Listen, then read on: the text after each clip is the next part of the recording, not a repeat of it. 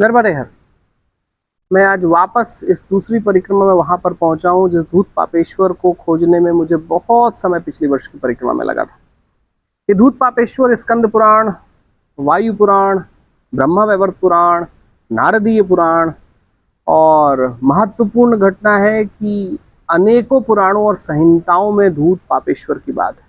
धूत पापेश्वर वो स्थान रहा है जहां पर स्कंद स्वामी ने जब तपस्या की थी और स्कंद स्वामी को तपस्या करने के बाद जब राजकीय तौर पर जब देवताओं का सेनापति बनाया गया था और उन्होंने अनेकों युद्ध किए, देवताओं को अनेकों विजय दिलाई, लेकिन उन विजयों को दिलाने के बाद उनके मन में ऐसा लगा कि कहीं उन्हें बैठकर ऐसी तपस्या करनी चाहिए जिससे उनकी मलिनता अगर थोड़ी सी भी आई है तो वो मलिनता चली जाए।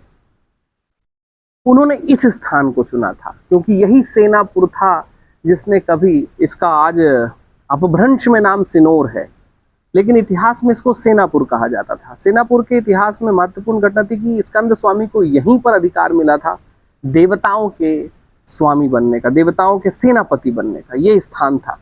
भारतीय सनातन परंपरा इस स्थान को महत्वपूर्ण स्थान बनाती रही है। इतिहास में रोचक घटना है कि जब राजाओं के राज तिलक हुआ करते थे तो कहीं इन क्षेत्रों से माटी और धूसर मंगाई जाती थी, क्योंकि माना जाता था जैसे देवताओं के सेनापति कहीं स्कंद जी हैं, वैसे ही उनको सेनापति मिलते रहे। राज तिलक जब उनका हो तो ऐसी सेनाओं के स्वामी उनको मिलते रहे। महत्वपूर्ण घटना है कि ड्यूरिंग जब 50-60 के आसपास जब मैया नर्मदा के खंड में अनेक शास्त्रीय संत चल रहे थे, तो जो शास्त्रीय संत हुआ करते थे वो रुक कर इन स्थानों में कहीं यज्ञ और हवन करा करते थे। इस मंदिर की आज की दशा जैसी भी हो, सुंदर है।